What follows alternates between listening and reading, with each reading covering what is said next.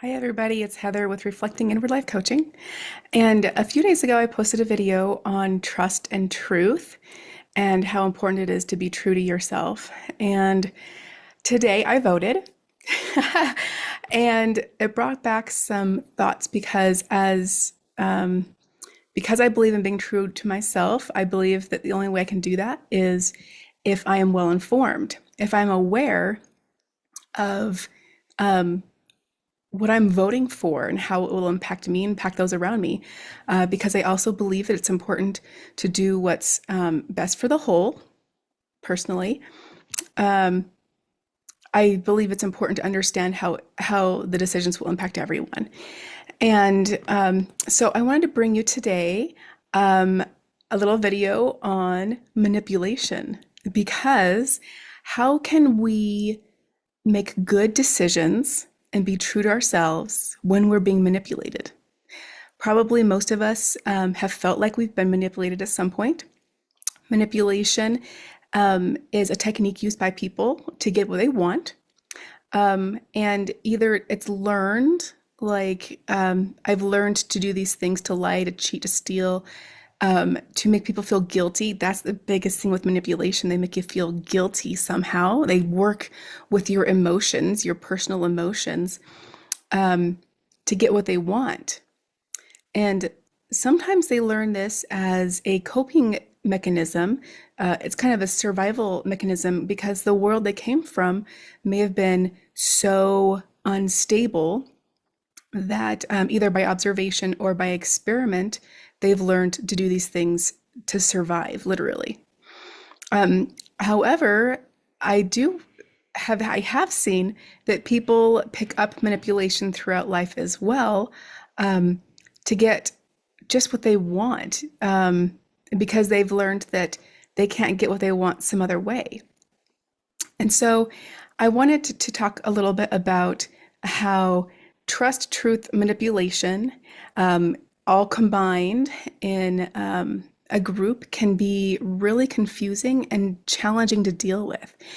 As a teacher, it is my role to be unbiased and to present all possible information, and make sure that people are aware of all perspectives so that they can make good decisions.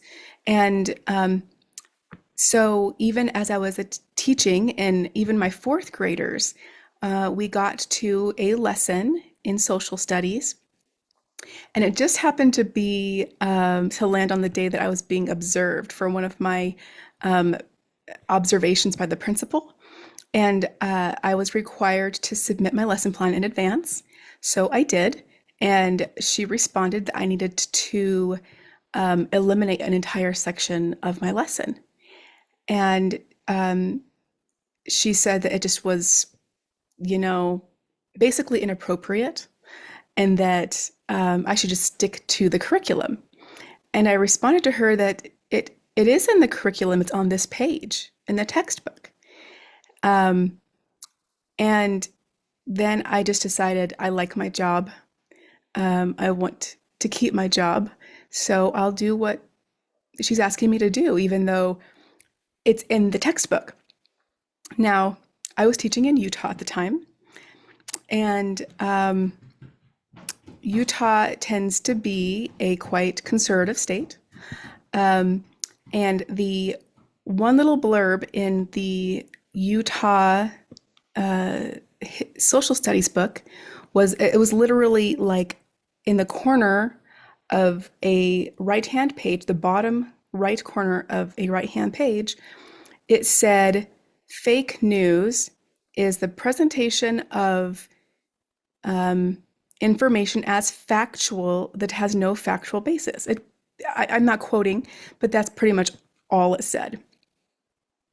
And I thought, okay, well, I think it's important to talk more about this fake news because there's so much manipulation all around us. How do we know when we're being manipulated? How do we know when the news that we're supposed to be able to just know is factual? This happened, period. That's it. This just happened. If it's factual and we can rely on it, or if it's being manipulated and they're working with our emotions to get us to see things a certain way. And so I presented my lesson the way I presented it to the principal and was approved. And then at a later time, I came back and actually, it came up in our discussion. So I paused and I said, okay, let's talk about it. Before we mentioned what fake news is, so let's talk about how this, because we were looking at an example on the board of a news casting. And I said, let's pause and let's talk about what's happening in this video that has you concerned. What are some things that pop out to you? And we ended up talking about how even newscasters, reporters, people that we think we can trust to give us information that's reliable, that sometimes it's not necessarily their personal fault, but maybe they work for someone who doesn't want certain information shared, or maybe they work for someone who wants the information to be presented in a certain way. Just like the principal at the school that I worked at. I didn't say this, but in my mind, I'm telling you, just like the principal wanted me to present only certain information. Sometimes news agencies only want you to see what they want you to see. So I did talk to my fourth graders about how tone of voice and specific words used can sway us emotionally, because those words can be heavily negative or heavily work with our fears, to get us to see what's happening as being dangerous or scary or inappropriate, when in fact, they could use different words and it would just be information. So we actually literally did look at two different reporters, two different news sources, and we compared sentence by sentence whether or not there were words used verbally, or inflections or facial expressions, or what was happening line by line that gave them a sense of fear or judgment or anything. Because news is not supposed to incite in you fear, judgment, or anything. It's just supposed to be information.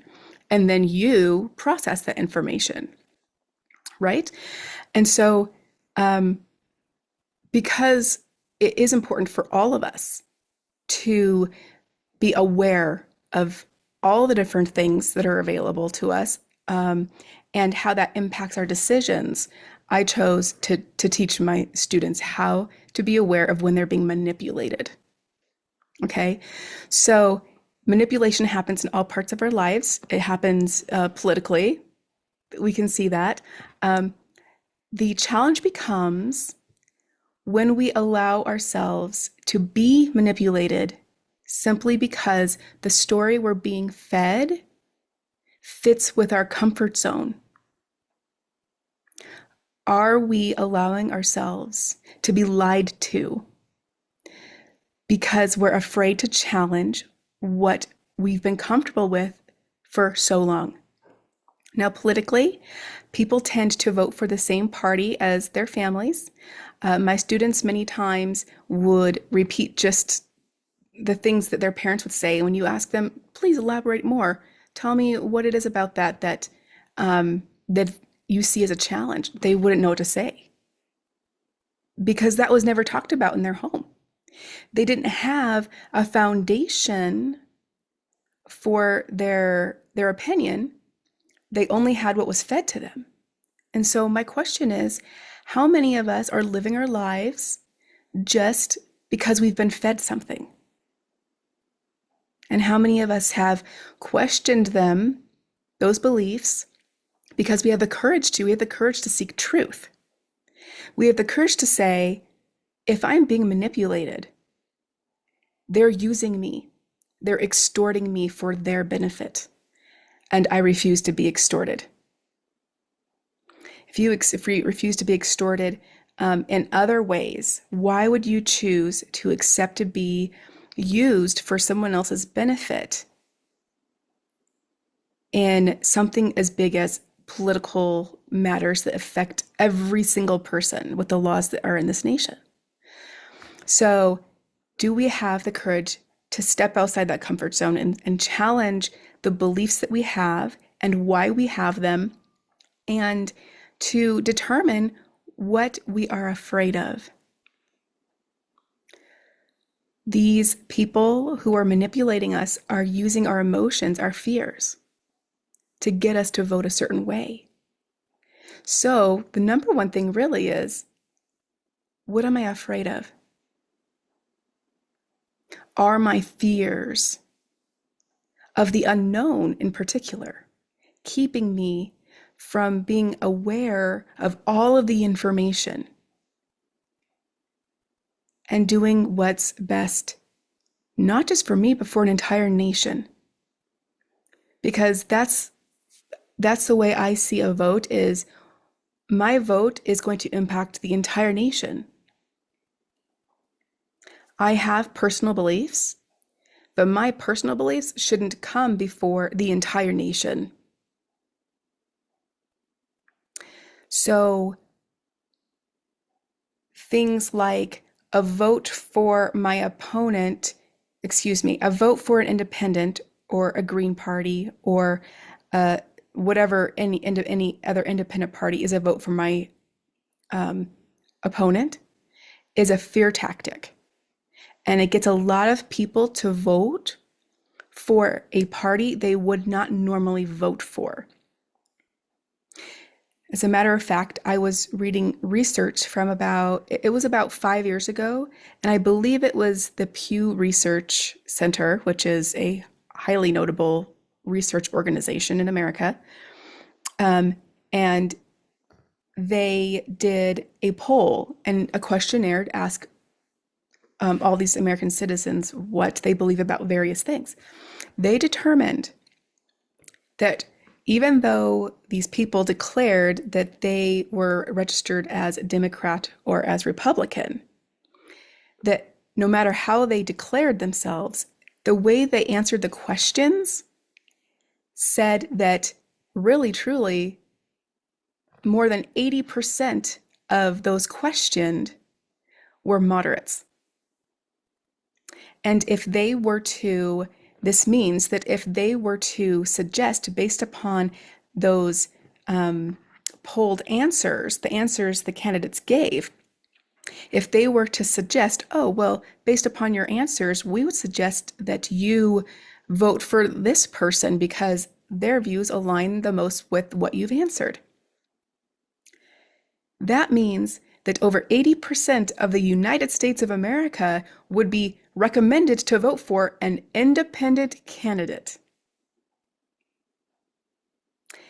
And what this means is we're either voting for a party because we've been taught that's the party we belong to.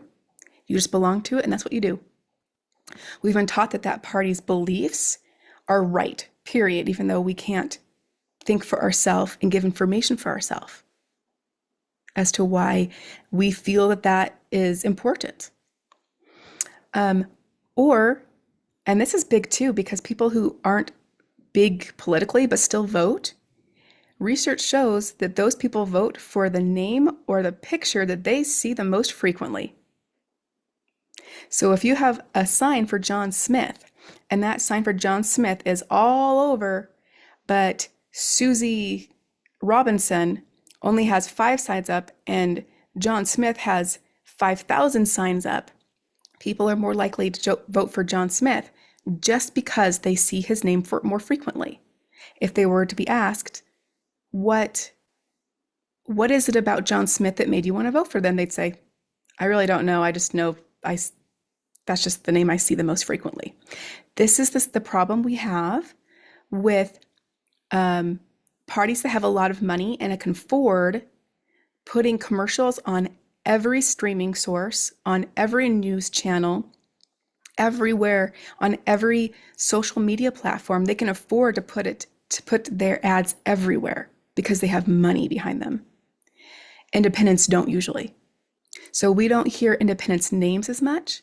And even if we were to, my inkling is that if we were to give more time and attention to independent candidates, their name was out there just as much, their face was out there just as much, they would likely be voted for more than the Democrats and Republicans. But because those parties have so much money and power behind them, they tend to stay seated as the presidential electorate, elected presidents. So anyway, my goal here has not been to be biased either way, except for to bring you information about being biased, about being manipulated, and to invite you to take a look and see where, if anywhere, you can detect where people are using you for their gain.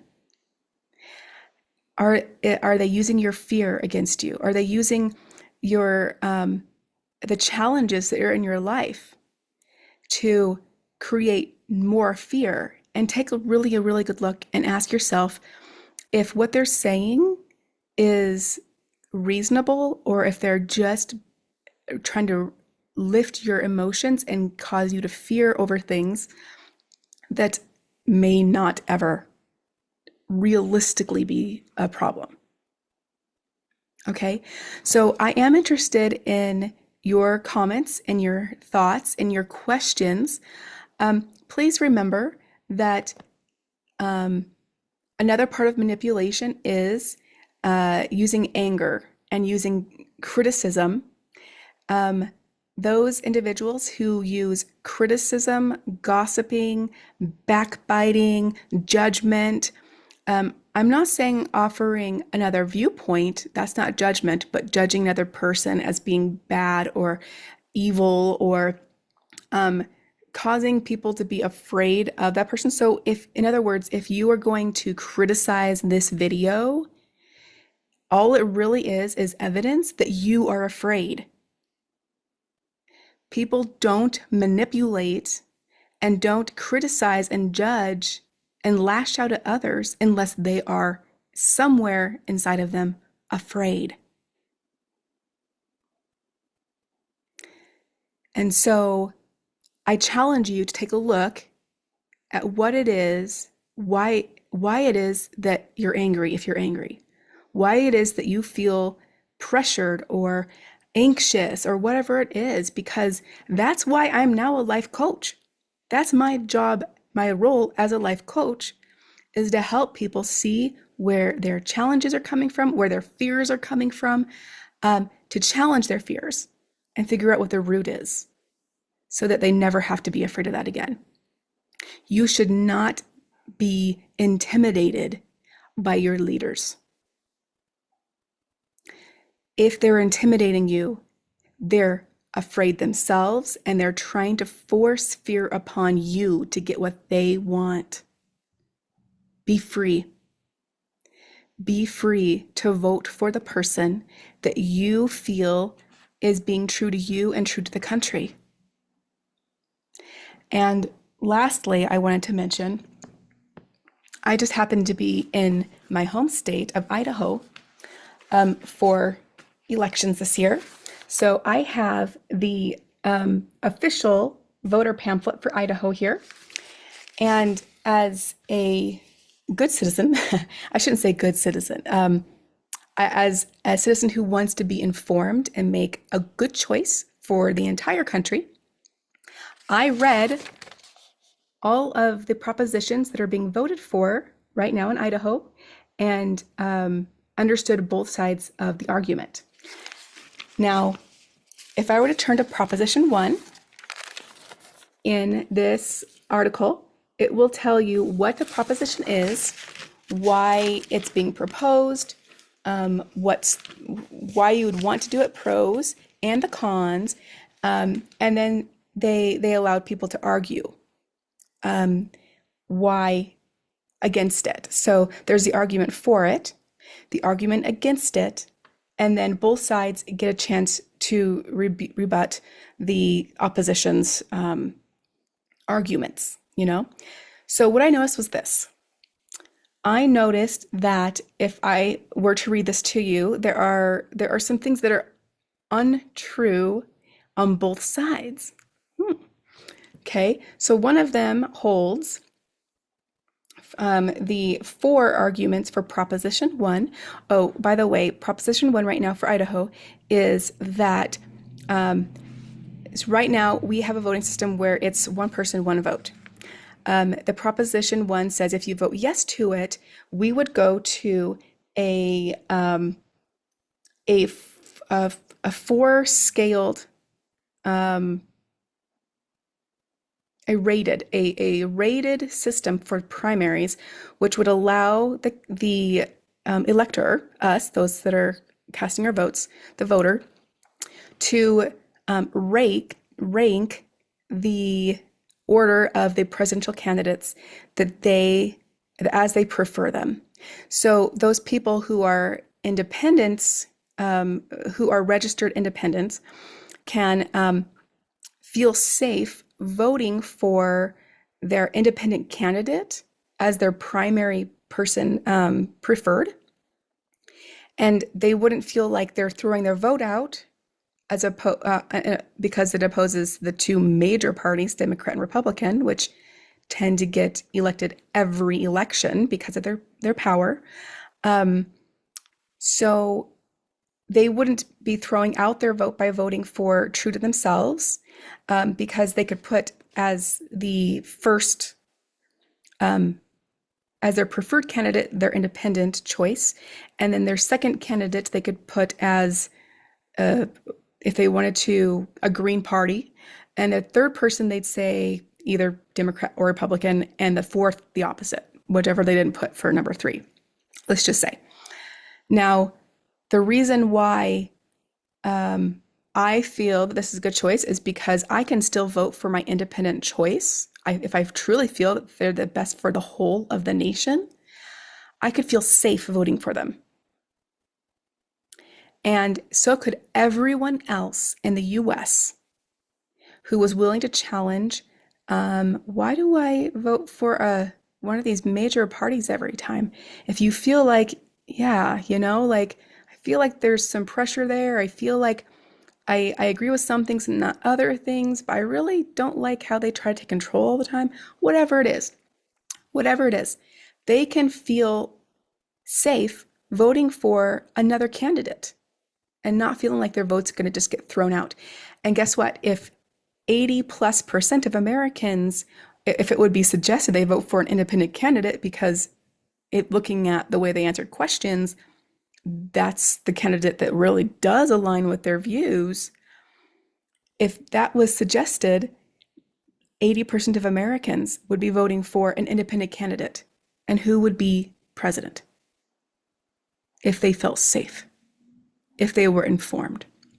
Okay, so that is the biggest argument for saying yes to Proposition 1. You can rank them, and still, if Democrat or Republican tends to have the majority of vote of the US, then the candidate, the Democrat or Republican candidate that you'd hope comes first as an option, hopefully they would get your vote. Okay, because if all the other ones get thrown out, your vote goes to the next candidate you voted for.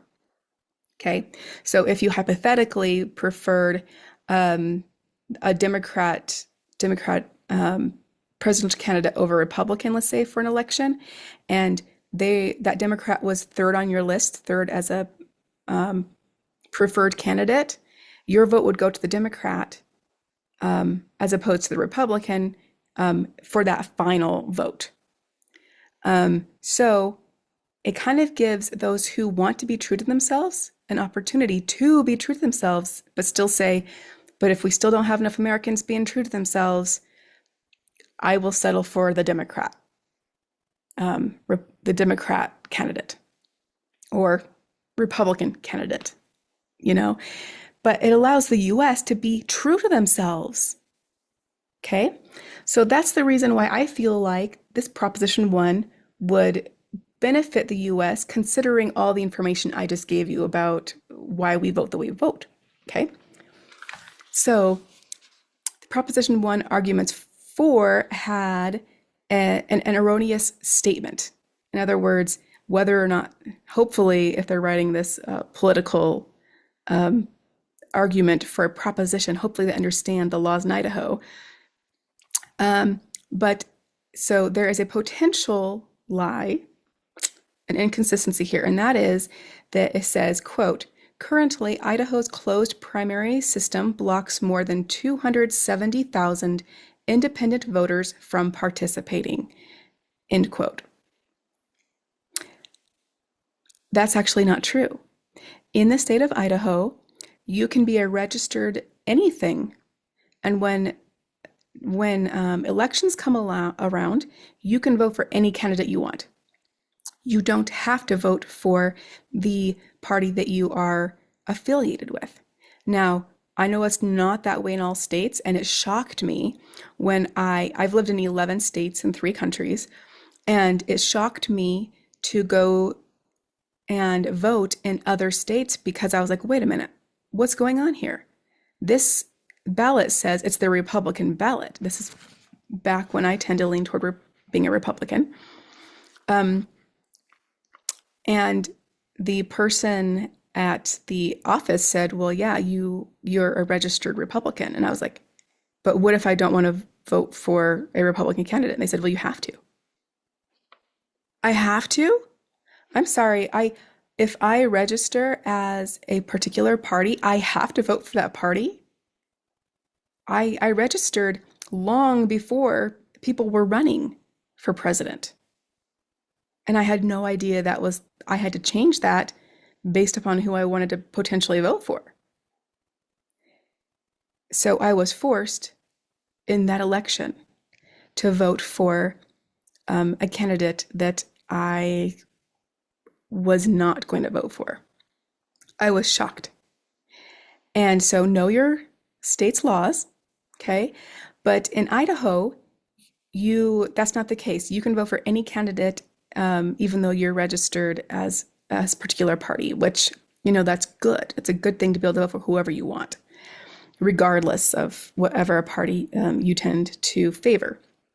Okay, so that is the one inconsistency that I found in the pro arguments for Proposition 1. Nothing else seems to be particularly out of place or manipulative. Okay. If I go over to the other side, the con, arguments against Proposition 1, every paragraph uses language that's a little bit more inflammatory, meaning it's more likely to get you emotionally charged. Also, it's interesting because one of the arguments is people are already busy in their lives. They're taking time out of their lives to go and vote.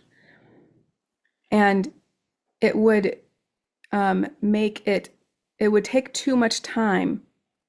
It would take too much time to rank 4 people in order as opposed to just choosing one. So you're basically thousands leave for their lunch break and such. They stand in long lines, and it would be a waste of their time to rank candidates. Okay. So I think that's interesting that we would think that if they're standing in line in the first place, they think that voting is important. And I think it's interesting that they're not looking at the opposite of, well, if it's important to them, shouldn't they be able to choose the candidate of their choice instead of be forced into a corner for someone that they might not want, just because it's statistically more likely that one of the major parties is going to win. Okay. Also, I noticed that at the end of every paragraph, they reiterate, vote no on Proposition 1 to protect and then whatever they think they're protecting. So 3 times for 3 paragraphs, they felt that they were protecting one person, one vote.